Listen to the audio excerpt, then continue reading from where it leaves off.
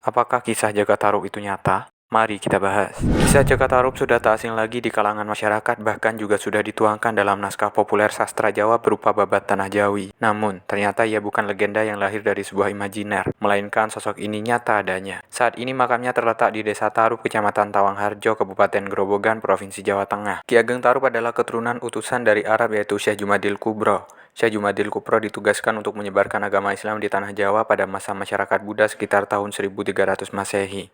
Beliau menyebarkan Islam dengan pendekatan pertapaan yang disebut dengan tapa kalong.